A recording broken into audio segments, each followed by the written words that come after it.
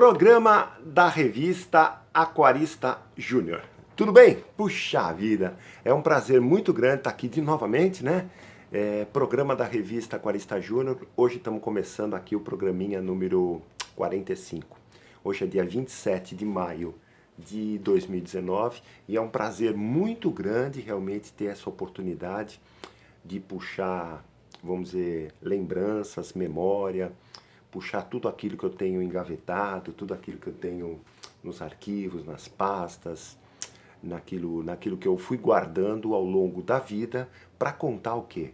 Nós estamos realmente ao longo dos programas contando a história do aquarismo brasileiro nos últimos 30 anos, nas últimas 3 décadas, sob o olhar, sob aquilo que a revista Aquarista Júnior foi fazendo com muito carinho para projetar, para dinamizar alguma ideia, algum projeto, algum programa, alguma campanha, alguma coisa, alguma ação que pudesse criar para que pudesse gradualmente ajudar os aquaristas, em primeiro lugar, claro, ajudar os comerciantes do ramo, ajudar os fabricantes, ajudar a turma dos criadores, dos cultivadores de plantas, ajudar aquelas pessoas que estavam começando a trazerem para o Brasil produtos, acessórios, equipamentos importados, peixes importados com maior frequência, né? E para quê? Para chegar nos dias de hoje, 2019, e a gente perceber que o aquarismo está numa fase assim super tchan, né? Quer dizer, super desenvolvida, super, vamos dizer, top, né? Justamente por essa variedade, por esse engrandecimento que teve esses anos todos. Como eu fui projetista, sempre eu conto nos programas anteriores, trabalhei 10 anos em indústria metalúrgica, aqui no ABC Paulista, aqui em São Bernardo do Campo, em São Paulo, né? Então o que acontece? Atuava num departamento que chamava Engenharia de Máquinas, a gente projetava as máquinas para executarem, para fabricarem autopeças, aquela coisa toda. Então, e eu estudei o técnico, tecnologia, engenharia, essas coisas, tudo ligado a essa coisa de mecânica, né?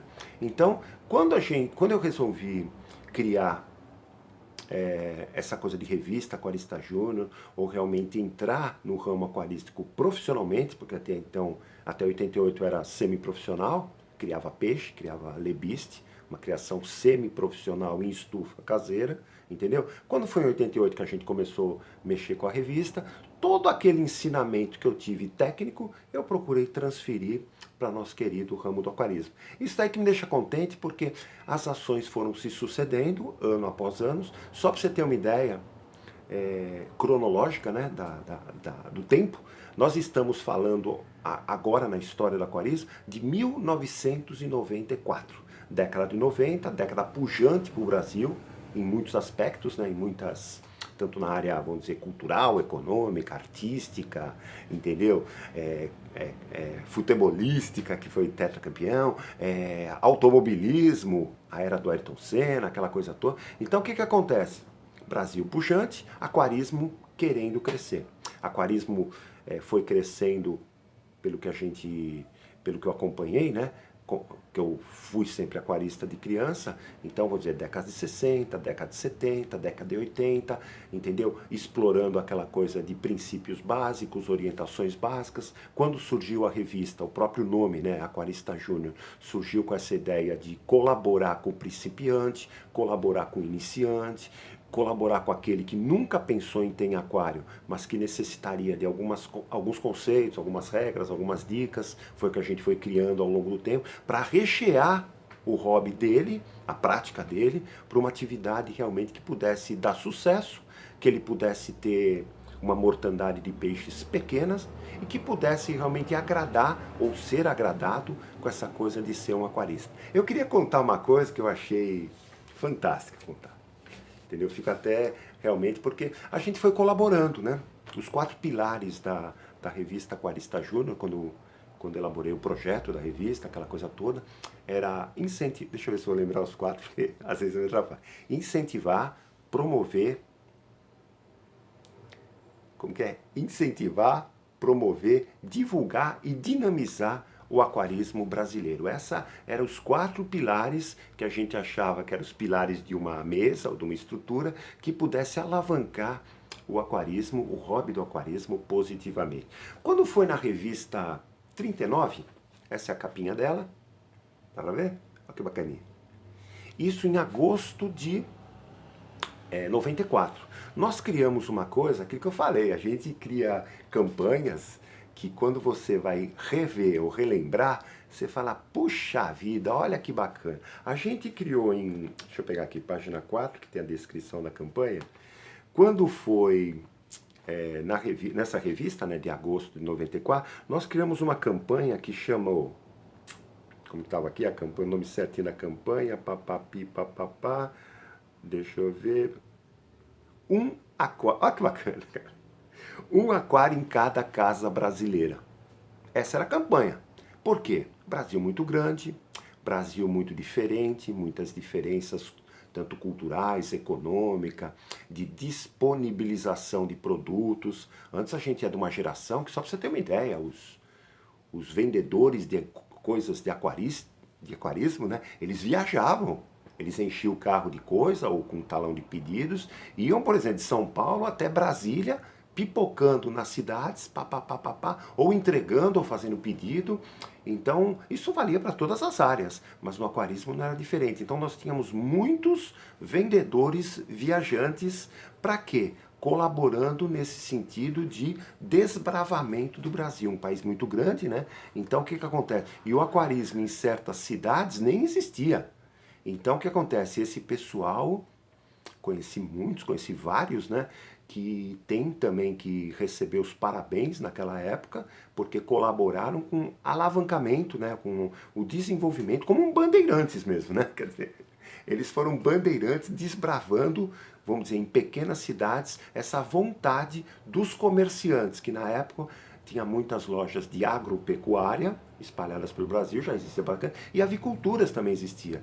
Tanto aviculturas que vendia produtos ou alimento para galinha, coisa de granja, né? Ou também avicultura que vendia passarinhos, né? Então já era forte esse ramo. Antes do aquarismo, ele já era um ramo estabelecido em muitas pequenas cidades no interior. Então, esses vendedores, sei lá, de repente você vai com uma bombinha de aquário, você tem que o quê? Fazer com que aquele comerciante tivesse o interesse em começar a criar um pequeno espaço com alguns peixes, alguns aquários, e vender equipamentos, ração para peixe, aquela coisa toda, e também eles colaboraram. Quando foi em 94, então, revistinha número 39, eu vou até ler aqui. Nos preocupamos com a revista, né? Nos preocupamos com a base do aquarismo. Procuramos oferecer ensinamentos básicos aos iniciantes aquaristas. Então a revista sempre foi rica nessa coisinha de criar regrinhas, criar conceitos, criar normas, criar métodos de você conduzir um aquário, entendeu? Para que você tivesse um caminho a seguir. Não que com o tempo você pudesse até mudar dessa rota, né, de informação. Mas o bacana é o seguinte, você tem um ponto de partida. Entendeu? Você vai fazer um bolo de chocolate, nunca fez na vida, não fique escutando coisa. Se você lê uma receita lá, mesmo que você leu na casa de um parente, chegou em casa, mais ou menos você lembra aquilo que leu e vai provavelmente dar certo aquela utilização da informação que você captou, né? É por isso que o nome é Aquarista Júnior. Na época a gente explicava, né? Porque muita gente perguntava, poxa, por que Júnior, Júnior? Júnior significava iniciante, principiante, e essa era a nossa grande meta, né? E apoie, e o que acontece? Para fortalecer essa meta, estamos criando a campanha Um Aquário em cada casa brasileira. Fizemos alguns cartazes, fizemos alguma divulgação nos veículos de comunicação da época, né? Jornais, revistas, emissoras de televisão, tive a participação, participei de alguns programas para divulgar tanto o trabalho tanto o hobby do aquarismo, né? E tenho tudo mais ou menos gravado, né? É aquilo que eu falei nos programas mais anteriores. A coleção de fitas que eu tenho é daquelas fitas mais antigas, VHS, né? E com o tempo elas estão meia mofada, meio embolorada, mesmo estando num armário fechadinho, com aqueles antimofo, aquela coisa toda, com carvão, tudo aquilo, mas elas criaram realmente um bolor que elas necessitam de um trabalho, né? Sei lá, de readaptação, para que elas possam ser regravadas talvez num DVD e que no futuro a gente possa inclusive colocar aqui na programação aqui do programa da revista Aquarista Júnior. Então o que acontece? Nós criamos, no caso, um aquário em cada casa brasileira. Foi justamente na mesma época que a gente também criou a carteirinha do seu aquário. Olha aqui, que é um diário de acompanhamento para você anotar dados do seu aquário. Com esta carteirinha preenchida, o lojista ou a pessoa que vai analisar, por exemplo, um problema que você possa estar tendo, só de observar as características do seu aquário e o histórico, poderá acertar na orientação correta. Isso a gente achava muito importante, porque a minha ideia era pensar, como na época eu tinha filhos pequenos, aquela coisa toda, a gente sempre ia dar aquela coisa de vacinação, aquela coisa toda, então eu achava bacana você criar para o aquário também uma carteirinha de vacinação, como se fosse uma carteirinha de vacinação, onde você pudesse, vamos dizer, colocar tudo que você ia fazendo no aquário, tudo que você ia eventualmente fazendo um teste de pH. Se você não tinha um teste de pH, às vezes a amizade lojista-aquarista era muito forte nessa época, então às vezes você levava, sei lá, um copinho com água, um vidrinho com água, o próprio lojista tinha o maior prazer de fazer um teste com você, tinha uma troca, né? Muitas lojas tinham às vezes um escritóriozinho no fundo da loja para bater papo. Então a ação lojistas aquaristas era realmente uma coisa bacana de ver, né? Então o que acontece? A gente incentivou nessa época, fizemos até um tipo de modelo de ficha, né?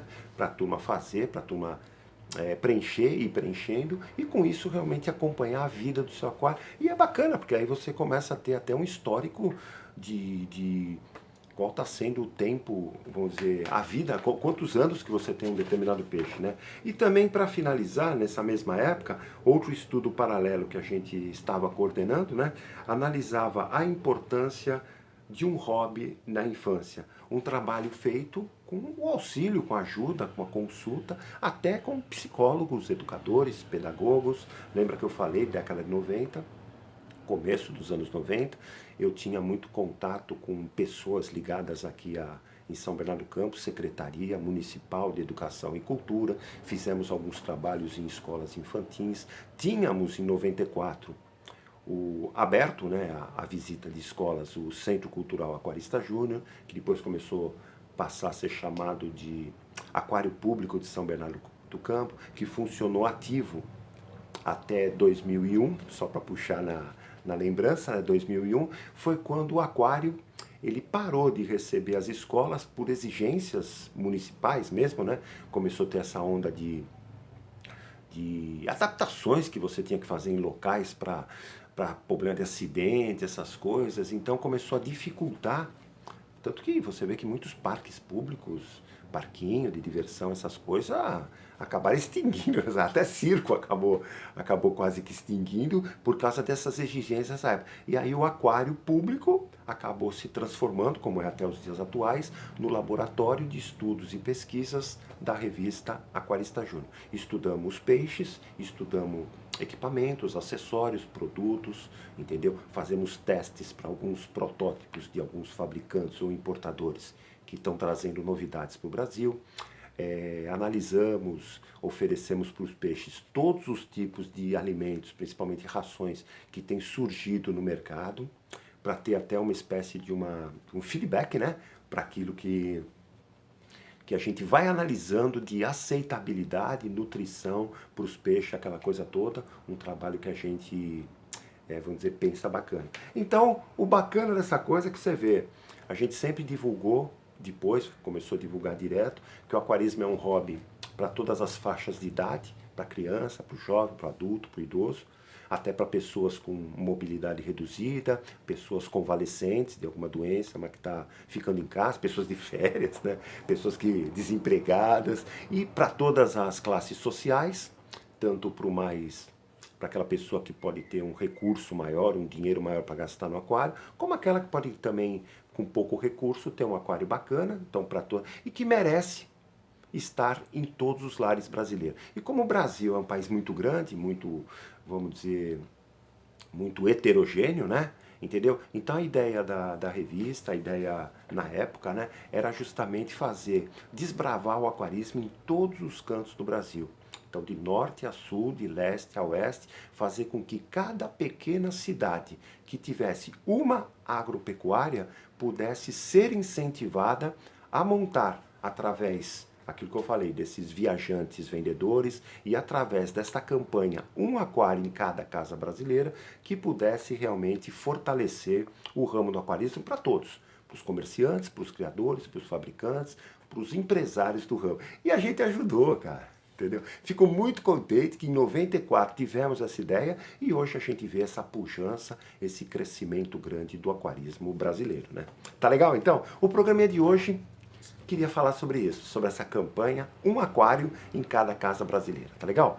Desejo aí uma boa semana a todos, que Deus abençoe você, sua família, todas as pessoas que você gosta e que na próxima segunda-feira estaremos aqui sem falta apresentando essa coisa super gostosa que está sendo de relembrar fatos, relembrar memória, relembrar lembranças daquilo que a revista foi fazendo para ajudar de coração mesmo essa coisa do aquarista brasileiro, tá legal? Até a próxima semana, tchau, tchau, bye, bye e aquele abraço, tchau!